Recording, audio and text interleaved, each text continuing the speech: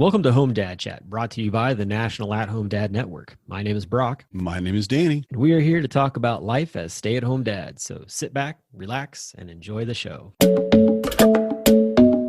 No, I don't want much. I even love handmade crafts made of macaroni. Come on now, you should know me. Times I might eat too much. No worry about my weight. Got the dad bod rocking on me. Sketches on my feet. Cargo shorts look good on me. I'm a dad, that's what I do. Hey everyone, welcome back to the show. Today is just going to be a solo event with me interviewing a upcoming speaker for Home DadCon. Danny is unavailable, but I'm back.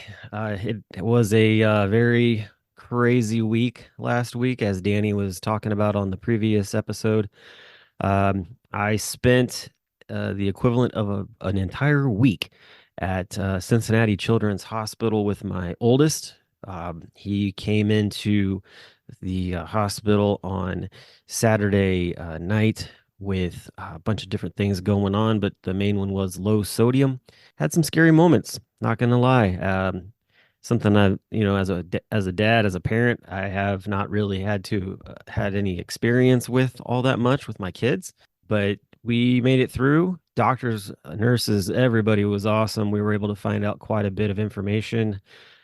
Definitely on the right track to just a brighter future with things. But really, the biggest part of it, I would say, would be to just kind of give everybody, I guess, insight and a peace of mind into what was going on was advocacy. So I just want to share this part real quick because hopefully you're never in this situation, but if you are in this situation, you understand that you hold all of the power and control in this situation. So, what was going on was I took him to the urgent care.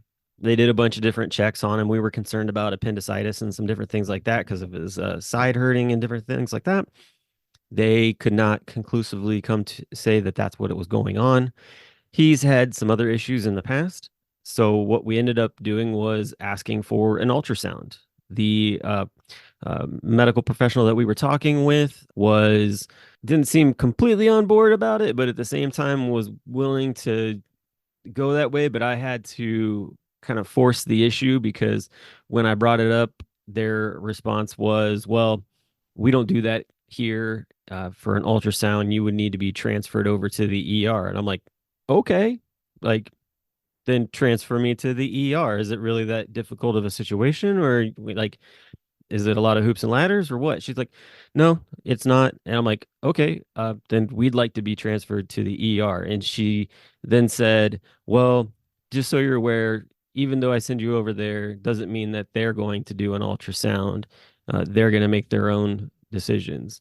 So you could tell like there was a sort of like, yeah, I can do it, but like in her mind, it almost seemed like it was a waste of time to go, which was actually quite frustrating. And I said, it sounds like this is a pretty easy process. Since you can't do what I'm asking you to do for my child and this other department can, I'd like you to transfer me to the other department. At that point, she finally decided to do that.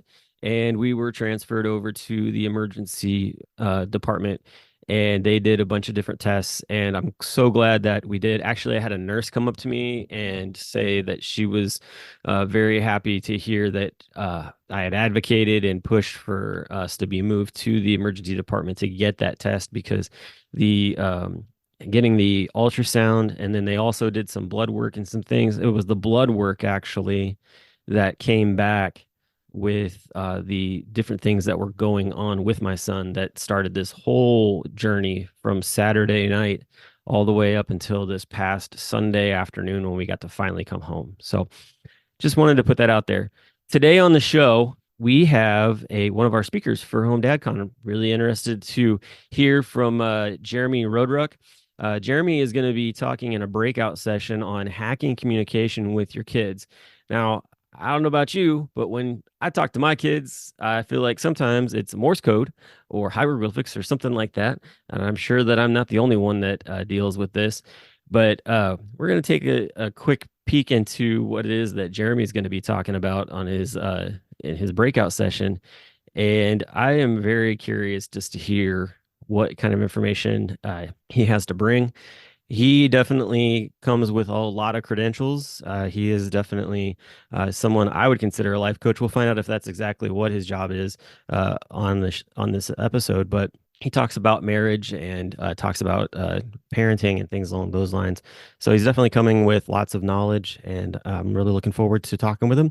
And we will be right back with Jeremy Roadruck and have that discussion. Become a member of the National At Home Dad Network, an organization focused on providing advocacy, community, education, and support. Connecting with households where dad is the primary caregiver of the children. We do this through our webinar and podcast series, mental health support groups, regular online social events, as well as our annual convention. The National At Home Dad Network is a 100% volunteer organization. Without the generous support of its members and the community around it, we would not be able to continue the work that we do. Becoming a member gives you access to past convention speaker presentations, the ability to vote for board members annually, and ensures that the organization's fees and bills are in positive standing. Oh yeah, it should not go unmentioned that there is some cool swag headed your way if you decide to become a member. For only $35 a year, your membership provides you with the exclusive content only we can generate, and you'll be supporting an organization that benefits families all around the country and world. By advocating for them, offering them community, providing education and guidance, and supporting them to grow in their parenthood journey. And one last thing, if you contribute $500 or more, you will become a lifetime member. Not only will you receive everything already mentioned, but also a certificate recognizing your status and an exclusive National At Home Dad Network challenge coin with our trademark logo, Dads Don't Babysit. So, what are you waiting for? Become a member today. Hey, everybody, and we're back. And as I said before, I have a guest with me today. I've got Jeremy Roadruck with me, and we're going to be talking about his breakout session coming up for Home DadCon in October in St. Louis. If you don't have your ticket yet, you are going to be missing out. So I highly recommend getting that. Last week we had another speaker on, Neil Lichter, and he was talking about ASD. So if you missed that episode, go back and hear that.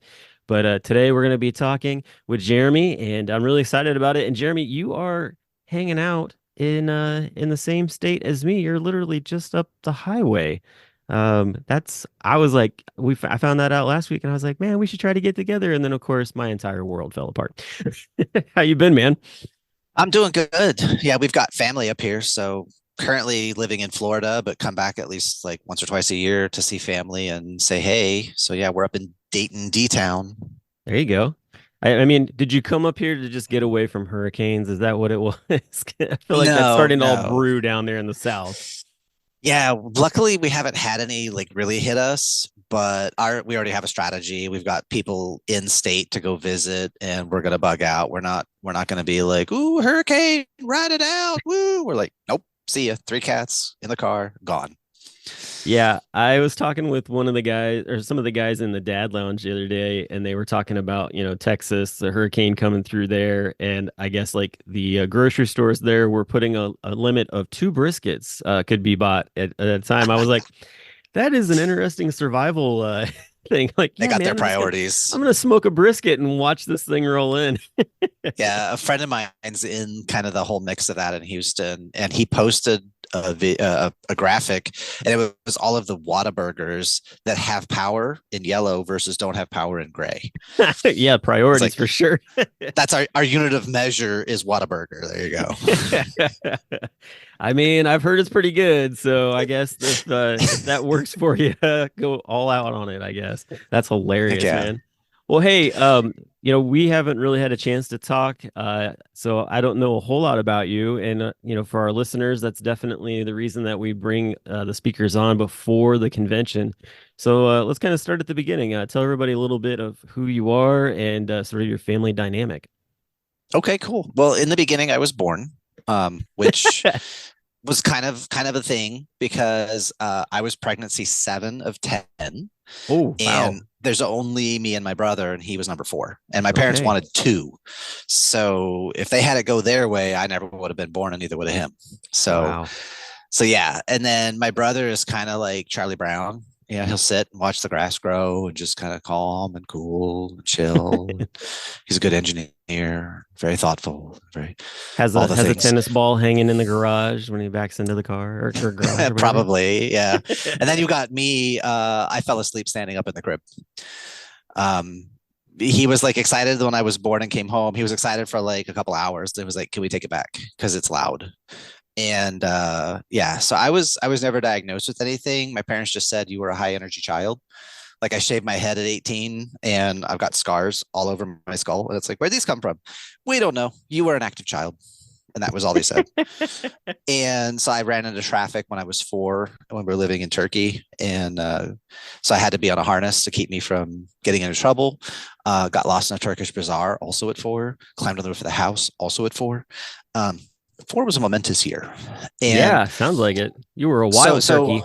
so the way I put it is I have a low excitation threshold. I find a lot of things very interesting very quickly, and I never get bored. But I did learn over time how to entertain myself without distracting other people. Um, Okay. and then when we lived in Saudi, I had some bad stuff happen that made it hard to trust adults.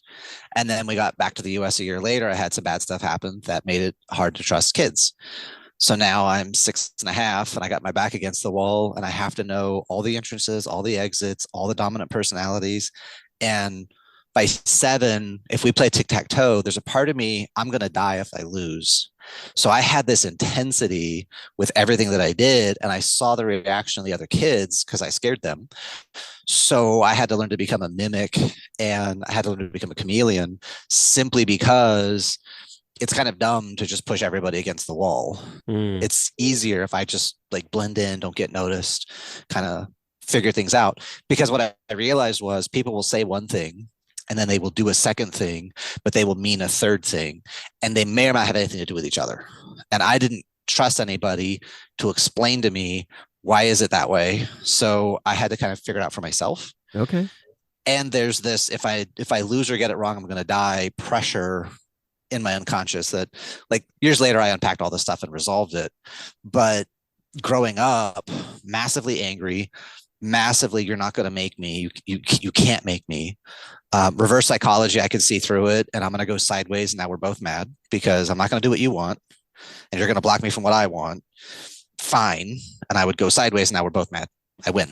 Like, so I was like today you would say oppositional defiant, but I wasn't obvious about it because I realized, well, I'm just going to get punished. So I'm going to be in my room and I'm going to be bored. This is stupid. So then I would act contrite and I would cry and I would get my spanking and then I'd go outside and play. Cool. That's what I want. So was I kind of borderline with some empathy thrown in? And like you can throw all these different labels and judgments, but I was in this survival mode kid growing up, very observant, very intelligent, and luckily for me, the abuse that happened was after I started building empathy. So I cared about other people. So I didn't go like the sociopathic route or the disassociative route. And so I had to figure everything out. And that's kind of the journey I had been on for a very long time. Is that because are you a like from a military family? Like what were you doing Yep. over in Turkey and yeah, Saudi Arabia? Yeah. Yeah. My dad was Air Force. My grandfather was Army. And then I did Army Reserve when I got out of high school. Okay. Well, a little bit of college and stuff. But yeah, so military family is why we're moving all around. And like I was in this place and I had to figure it all out. And that was kind of the journey that I went through. So I was doing cross-cultural religious studies in my early teens before the internet. So you had to like go to the library and like Oh look through the yeah. Dewey Decimal System. Yeah. Like hardcore research. And really the big turning point for me was when I started martial arts at 20. I paid for it. It was my experience because like I swam from 8 to 13, but it was my parents' thing, and like I had to perform, and we fought over that a lot because like they wanted me to like do dumb stuff, like try hard and like do my best and like pay attention. And I was like, I just want to get in the water, splash around. Like our goals are completely misaligned, but there was no Hmm. communication on that. So when I started martial arts, I'm paying for it. It's my activity. I own the outcome. And that's where I really began to put myself back together, because I had this intellectual drive, but there was also this massive insecurity, massive defensiveness. And when you got a room full of people that can kick the crap out of you, or punch you, or choke you, or tackle you, or sweep you, or all the things, your intellectual argument is moot when they can just dump you on your head. Yep. It's like, Yep. it's really humbling. And you're like, oh, dude, that was cool. Do that again. How did that happen? What did I do? And that was like how I got more mentally and emotionally and physically engaged and integrated. And like, 6th-degree master now, and been in DVDs and wrote articles and international champion and traveled the world, did a bunch of really cool stuff. But that was a great vehicle for me because I was so disconnected and I wouldn't give power to anyone. So my instructor was like, hey, first time we met, we did the interview and did the intro class and stuff. And he's like, I've been studying this since I was 10 years old. I haven't found a way to break it yet. You're welcome to try. Which was just about the perfect thing to say to me, because I'll show you. You think you're so smart, Mr. Asian guy who's been doing this for however long. So yeah, it was fantastic. And then like 3 months later, I was training 7 days a week and like a duck to water. That's awesome. So through all that, you're in your 20s here. So at what point do you meet your wife, and how does fatherhood start for you? That doesn't happen for another almost 18 years. Okay. So Yeah. yeah, go ahead. I had So, how'd that go? Well, yeah. So the martial arts, like I got to put me back together, but still massive control freak, high need for certainty. Like I did food combining and natural eating, and I'm studying naturopathy, and you don't mix meats with proteins or meats and carbohydrates. You got to eat those separate. You got to eat vegetables and fruit before noon. So like super rigid. But that's what I needed at the time to kind of like get control of my life. And so dated a couple times. I had a relationship in my late 20s. That's when the memories of the abuse started to come back, because the memories had been repressed. There were just giant holes in my memory that I could never get access to. And wherever that relationship went, I had enough emotional safety and enough resourcefulness internally for my unconscious to start serving back those memories. And then that relationship collapsed.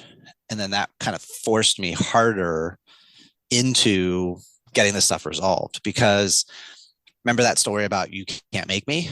Yeah. Well, nobody can make me, not even me can make me. And so I put myself into a very complex situation in life with a lot of pressures to kind of crack open my belief system, because how I'm living is not who I am.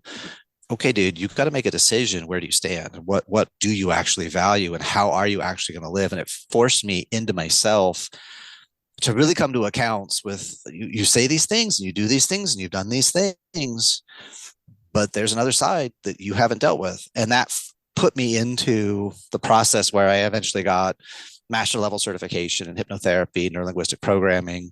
I went through a bunch of personal development workshops, certifications, and I got that stuff reintegrated, so that kind of when you're doing the deep inner work, as long as your story about whatever happened is focused on the past, focused on other people, or in the negative, any of those three, there's still stuff that's unresolved. When you can talk about it in the positive about yourself and for the future, that's when it's integrated and that emotion is gone. You keep the learnings and you can move forward because you've got this higher, bigger, compelling vision pulling you. And so I accomplished all of that. So when I was dating, or when I got into relationships, because I had to go through the work of resolving myself, I had to get to this place of clarity. And once I had that, then I could start dating like in a healthy way, right? So it wasn't until my mid 30s that I dated my first giver and somebody who I could receive from, because prior to that, until I got reintegrated, anybody gave to me, like I'm going to smother them. Like I'm going to give more because I have to earn, I have to do more to earn the right to receive love. But then when she gives to me, well, I don't deserve this, so I'm going to give more. And so it just, I smothered, and I was like always present and always available and doing everything I can to make you happy. And you're going to feel great around me. And I'm going to treat you better than anyone's ever treated you ever all entire life. That's like ramming that energy down someone's throat. Like anybody quality is going to go because, dude, you're smothering me. I can't breathe. And it feels good to give. I mean, it's nice to receive, but it feels really good to give too, and have someone appreciate what you're doing for them. Right. And you want to have a balance on that when you're in a relationship. Yeah, and I didn't get that until after I had gotten reintegrated. And so then it was like I dated someone who was a little bit older than me, and she had already had kids. And I was still at this place of, well, do I want to be a dad, like biologically, or do I want to be like a father figure? And because I didn't have that answer, that was the end of the relationship because it's Mhm. not fair. She knows what she wants. I don't. I can't do this to you. I got to get that clarity. Yeah. And I went on a couple of dates, and the ladies I dated after her, I was like I went out on literally one date, and in my head, I'm like, oh, I could make this work. And that immediate thought, another part of my brain said, nah, dude, that's not okay. Yeah, I was gonna say, do you think if you have to say the words like I can make that work, like that's like a big red flag, basically? Massively, Yeah. massively, because I'm recognizing there's challenges and I'll adapt myself. So it's like, but dude, you used to do that and it never worked out. And so I was like, you're nice, thanks, but no thanks. I don't want to pursue this. And then like 6 months after I broke up with the one relationship, I literally walked into my wife's life. Her family had a business that was expanding, and I saw her on social media, and we were connected from an event like 3 years prior, and she was seeing someone and had a kid, blah, blah, blah. And it popped up on my Facebook, and I was like, oh, that's cool. Ignore, working. And then I take a break, pop back on social media. She pops in my feed again. That's weird. Third time, I was like, I think I need to go check this out.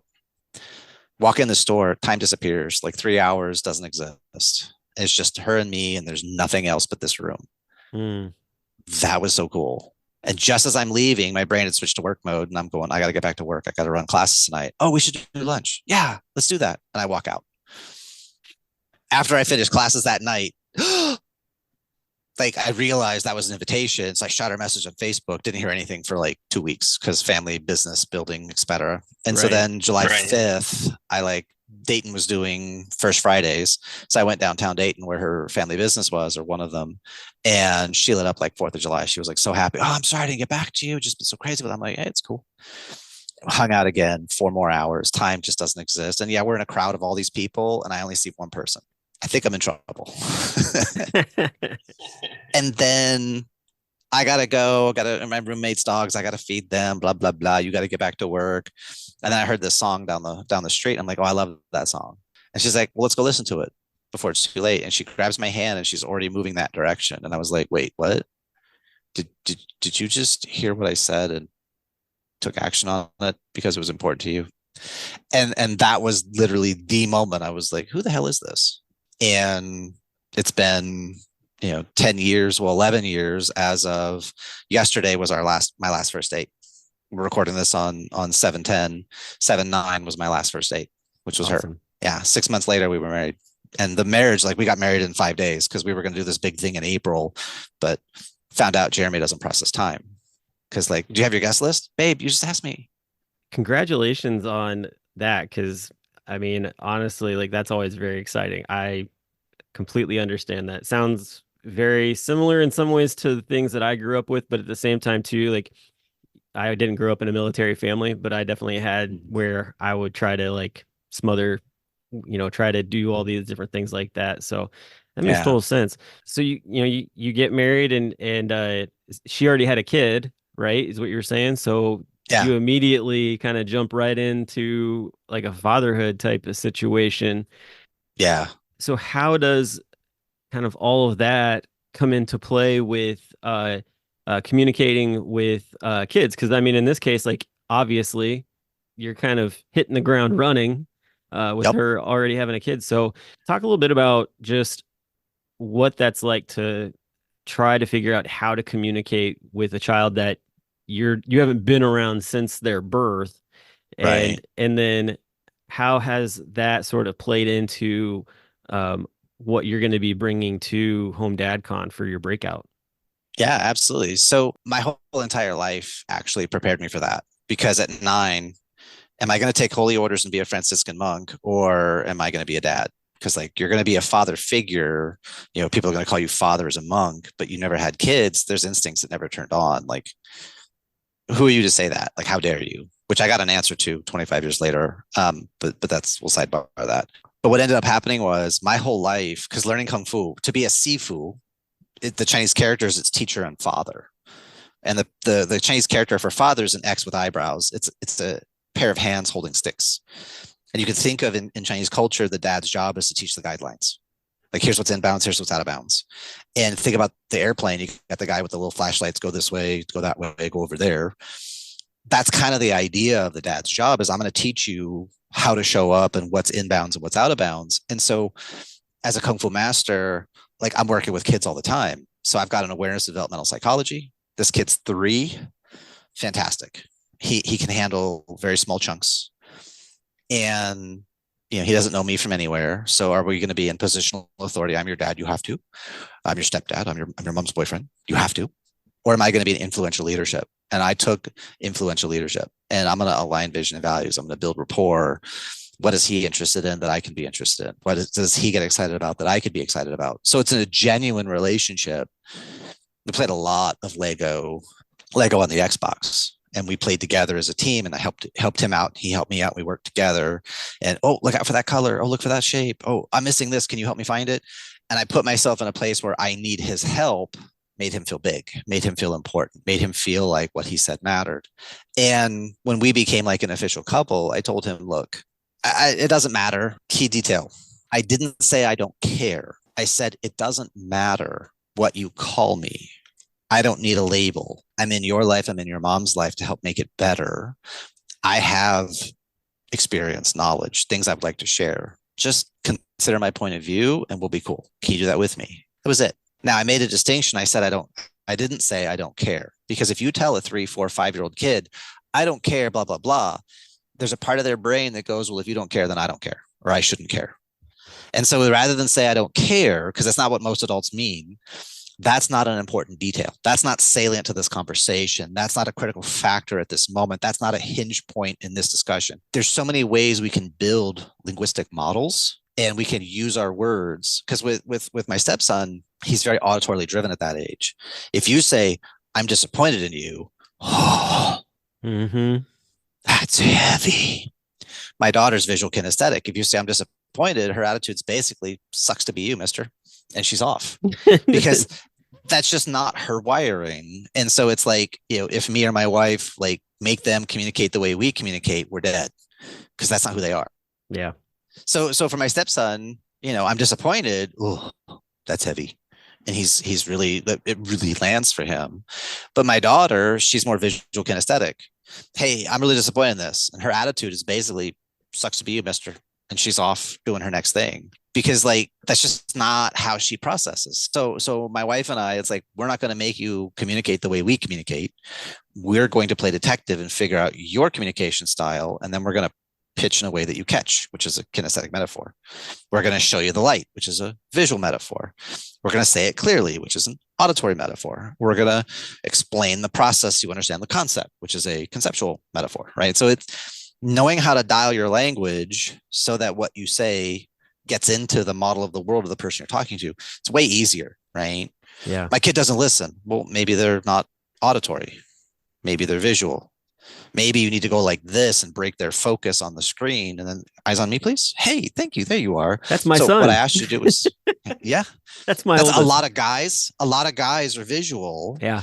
And if we're not looking, we're not listening. And it's like, excuse me, sir, eyes. Hey, there you are. Thanks. Yeah. Love when you look at me when I'm talking. This is what I dealt with when we were in the hospital last week. He would be either playing the Switch or watching a movie, and the doctor or nurse would come in and start talking to him. And every time, it wasn't just, I couldn't just mute the screen. I had to literally turn the TV to completely turn it off just so that he could communicate with him. Excuse me. Eyes. Hey, excuse me. Oh, hey, there you are. Thanks. Yeah. Exactly. Yeah. And it's not punishing them or making them wrong, because that's their input system right now, because it's malleable and moves. Sure. But it's like catching them. Yeah, maybe you have to like touch them, like, hey, dude, maybe you need the kinesthetic interruption, visual interruption, a loud noise, auditory interruption. Like, some of the kids get trained. Mom and dad aren't serious until they walk in the room and yell at me. Oh, yeah. Yeah. Right? Because if they yell at me from the other room, I know I've got another 35 seconds. And if I grew up on Calvin and Hobbes, so there's the one episode where he's like, Mom is like, come inside. It's dark. It's not that dark. It's dark enough. Oh, she cut it off before we could really get going on definition of terms. Oop, lost my shoe. And then like Hobbes is like, every minute outside and awake is a good minute. And it's like this game. Yep. That's all of us play games, and it's not malicious. We play games because we're all energy addicts, and we're going to figure out how to get the energy we need. And kids are going to go with quantity, number of energy units, before they go quality, Yeah. positive or negative. I remember when I became a parent, like one of the things that I would do is you'd have that like I'm gonna count the three and like you need to Mhm. do this. And it was like you did it, it worked a couple of times, and then after that, like they caught on real quick. And it was like, oh, I can Yep. count I can get away with just like extending this on. And at that point you're like, all right, like you as a parent have to catch on to the fact it's like we have to come up with a different game plan because Correct. that's not gonna work at all. Right. Human beings are not lazy. We are efficient for a given set of variables. Yeah, there's a reason that when you see in AI movies, they talk about like, oh, they're figuring out how to like fix it and tweak it. Like, you watch different sci-fi things, and it's like the robot's always Mhm. like learning so that it can be better than you. It like that's the same thing with kids. Like they're constantly like, oh, okay, I see this, and I can go this route, and they're the same way, and that's where that Yeah. idea I think comes from. Well, it's a biological imperative when you go back to subsistence existence. Don't waste energy, because any energy wasted will kill you or kill the community. So it's like we have to be as efficient. So human beings are wired like this is just a biological imperative. Do only as much as necessary for a given set of variables to get to a desired result. Yeah, And so if someone's not performing to the standard that you're looking for, change the freaking game. And I have a model of like 4 pieces to a game so that we can figure out. Napoleon, French conqueror way back when, there's a phrase he used, which is, I can get more accomplished for bits of fabric than others can for mounds of gold. Because he realized with his soldiers, when I give you a ribbon for bravery, you are willing to put yourself in the harm's way and in the line of fire to protect your comrades, because you're going to get a ribbon for bravery. They'll do crazy stuff that they wouldn't do for, here's more money. I'm in the battle. What can I do with more money? I can't spend it. I'm trying not to die. right. And so that he figured out how to game his soldiers. So why do we have all the military ribbons now? Because it's a gamification of behavior. Human beings are always, we're only doing 2 things. We're playing games and telling stories. The story justifies the game delivers the impact or the result. And if we're smart, we'll change our story based on the feedback. Yeah. Most of us try the game harder. It's like when I work with parents, I'm like, twice. Any game you do, any interaction with your kids, twice. And if it doesn't work, change.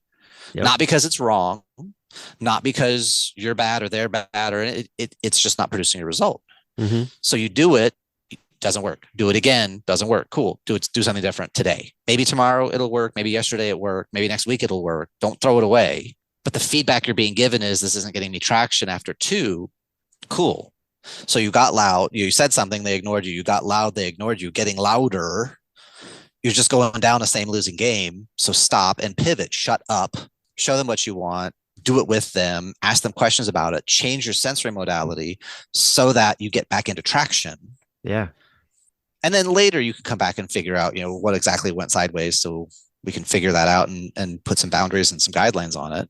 I really like that because for me, I'm a baseball guy. And I think the idea of, a lot of people go with the like, oh, 3 strikes and you're out kind of situation. And it's like, 2, and if it doesn't work, pivoting like makes total Correct. sense, because then you're not striking out. You're, coming up with a different contingency plan to try to actually Exactly. get to the, finish line basically. And I love that. Well, in the integrative work that I do, or when I'm doing strategic work with someone and changing how they're arriving at their results, we say is a data point's not a trend line, right? A data point's a data point. 2 data points, still not a trend line. You need 3. 3 data points builds a trend line. And so if we can go 1, 2 and pivot, we don't build that, because I got a kid not listening, a kid not listening, a kid not listening. Well, they're oppositional, defiant. No, you formed a bad request because you told your kid don't run. They started sprinting. Well, sprinting's not running. Well, but I didn't want them to run. Okay, what did you want? Well, I want them to walk. Then just say that. Walk, please. Mm-hmm. Because walk is a construct, right? It's a positive construct. Our brain is built on positive constructs. Don't think of an elephant. You have to create an elephant to then think of something not elephant.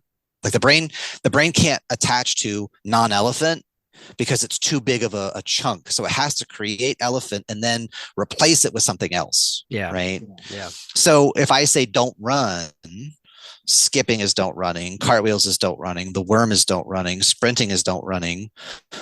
Like there's so many classes of behaviors. This is where it's helpful if you have like an object-oriented programming mindset.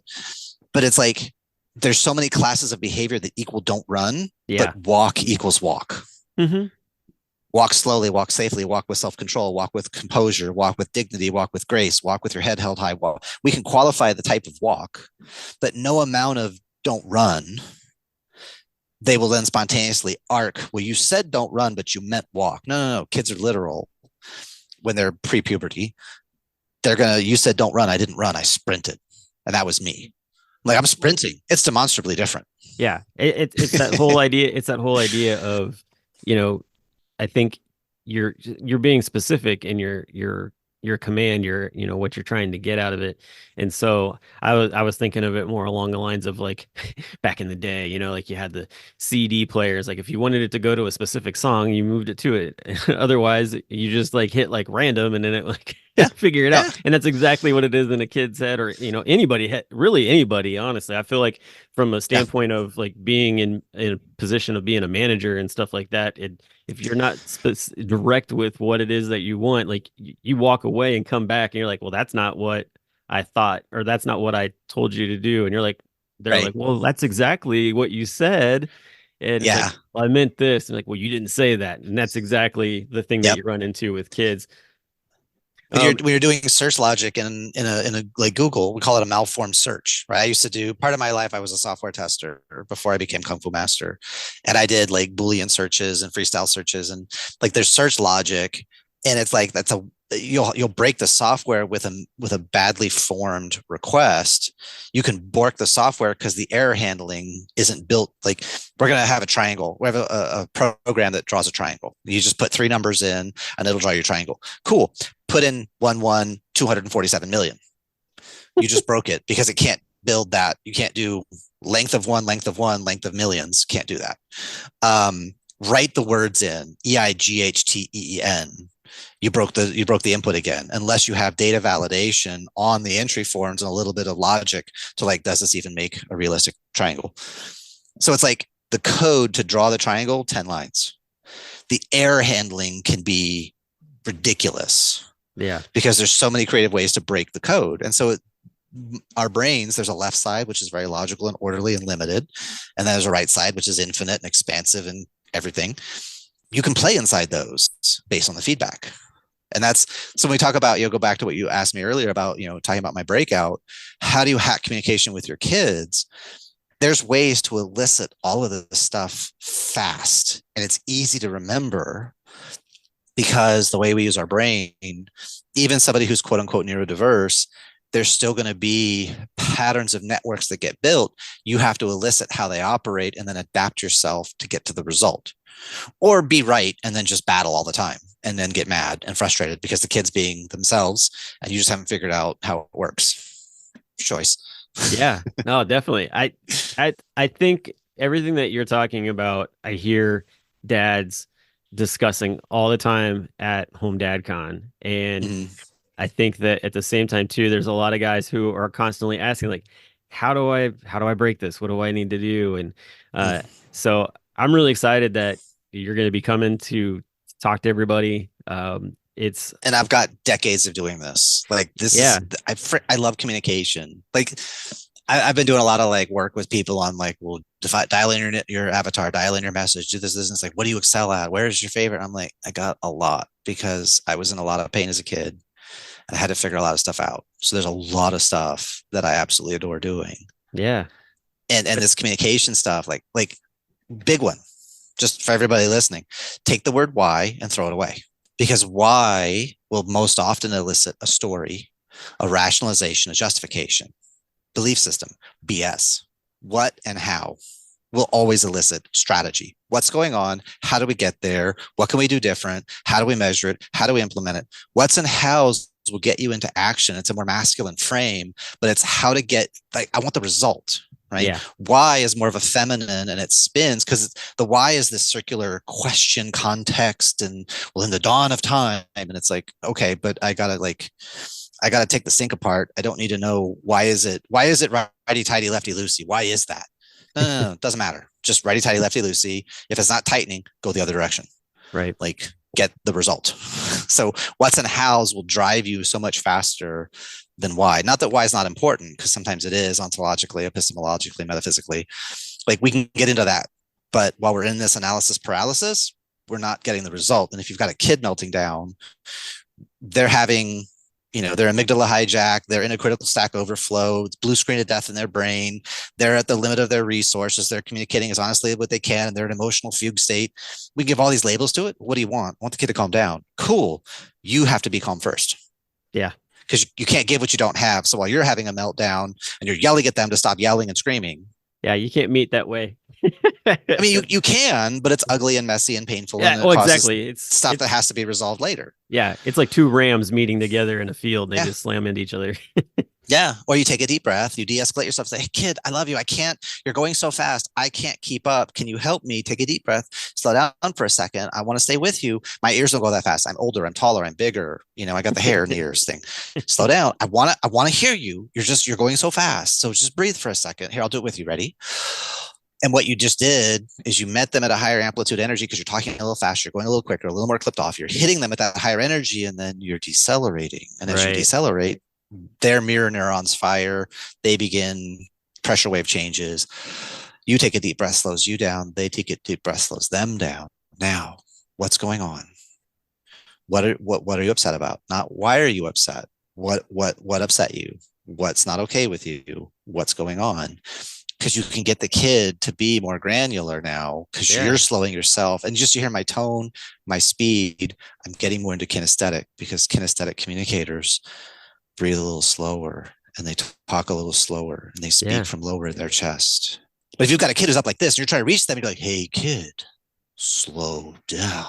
It's too big of a mismatch. Yeah. So you've got to meet your kid up where they are. You talk a little bit faster. Hey, kid, I really love you. I want to hear what you're saying. You're going so fast. Can you just take a deep breath with me? I can't keep up. This is on me. I want to hear you, but I can't go that fast. Can you slow down with me? And now what we did is this is a pattern called mirroring and matching. And then once I kept their attention, then I can pace them and I can lead them and we can actually communicate with each other. I love that. And I think that we don't want to steal all the thunder from your talk. I'm sure that there's quite I've got so much more. I had a feeling that. So I have a horizontal thing and I have a vertical thing and then we've got a circular thing and an umbrella thing. Like I've got so many different ways. Like I could do a full day. Like I honestly have communication matrixed out in a 3-dimensional thing. Like it can sound overwhelming, but it's like you just do it step by step and it all links together. And then you've got this complete ability to like unpack someone's communication system and just walk into it right where they're at.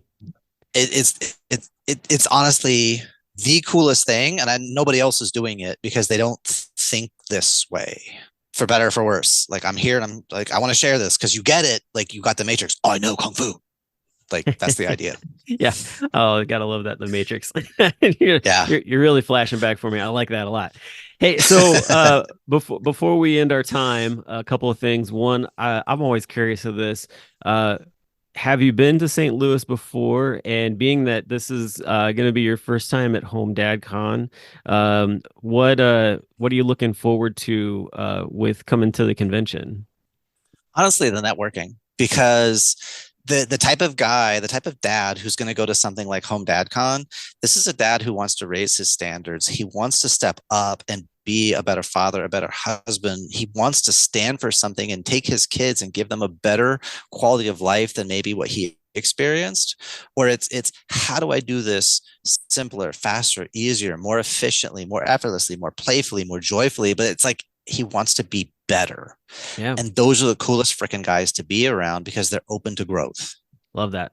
Yeah, definitely. I'm going to have all this in the show notes, but where can folks find your stuff ahead of time, kind of do a little bit of their own deep diving into who you are and all the things that you're involved in? Because I've seen where you've been posting questions about marriage recently. Definitely been posting things about kids and stuff like that. And so, like Danny and I have always said, like men need mentors. You are definitely a mentor, and so I want to make sure that Mentor. yeah, I want to make sure that our listeners have access to your resources. So give us a Yeah, little bit of absolutely. that. So I've got a bunch of free stuff. So if you go to TikTok at Jeremy Roadruck, I'm the only Jeremy Roadruck online, super easy to find. But TikTok is all short form content, 1 minute clips, and just data mine the whole thing because there's literally a ton of stuff there. Longer form content is YouTube, and again at Jeremy Roadruck, and there I've got like longer trainings and a lot of really good stuff there. And if a DIY works, like, dude, go hit that stuff, go follow the links and the conversations and the different resources I reference. You'll amplify everything you're doing good. If you want to take a step more and say, hey, I really want to like work on some stuff, I have a free Facebook group I call the Unstoppable Mindset. Right. The way I explain it is I do mindset mastery and peak performance relationship.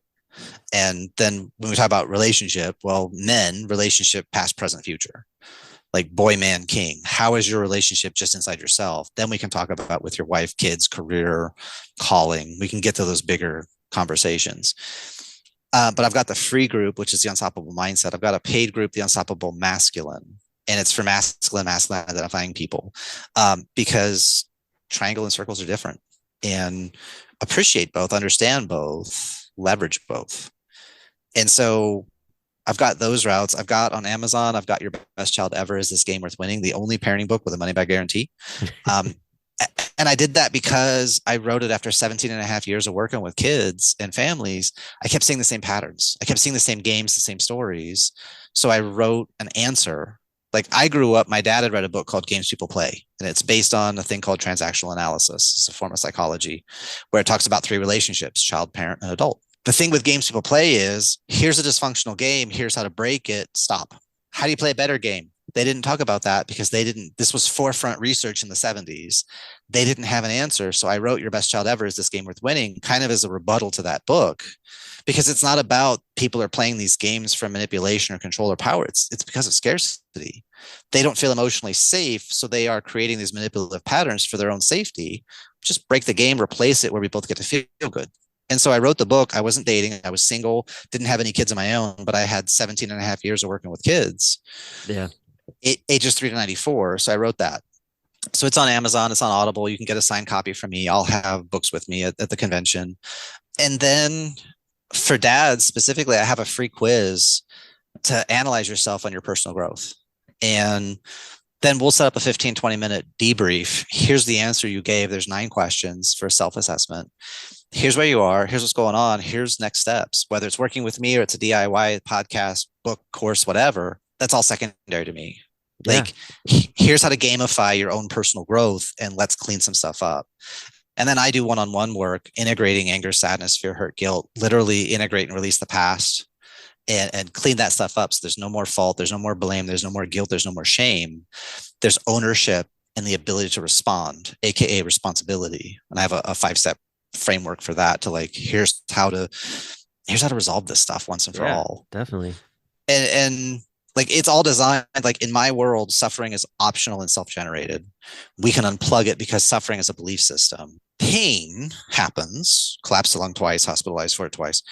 Pain happens, but story creates suffering. And maybe we could change the story. I'm not saying we can, but maybe we could. And would that be beneficial and worthwhile? Yeah. Well, I love all the resources. Definitely, man.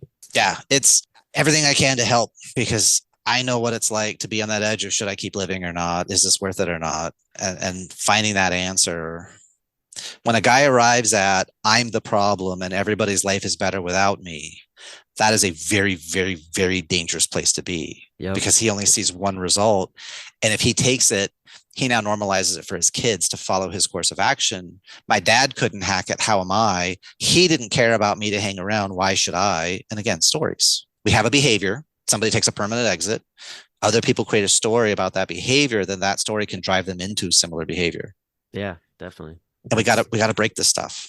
I completely agree, for sure. And that's why also too, like, we got involved with the campaign, No Dad Alone. And I think that Mhm. falls right in line with all of that specifically. So I'll tell you, I am super excited to get to meet you in person in St. Louis. I hope that anybody who's listening that hasn't, bought a ticket to come to the convention, this has been another reason to come to the convention. I'll make sure that everything that we were talking about as far as website and stuff gets put in the show notes. But Jeremy, it's been a pleasure talking with you, man. Rock has been fantastic. I don't think October can get here quick enough. So, but hey, until next week, we will, keep putting things out, and we'll talk to everybody in about another week. So y'all have a good one. I'm a dad, that's what I do.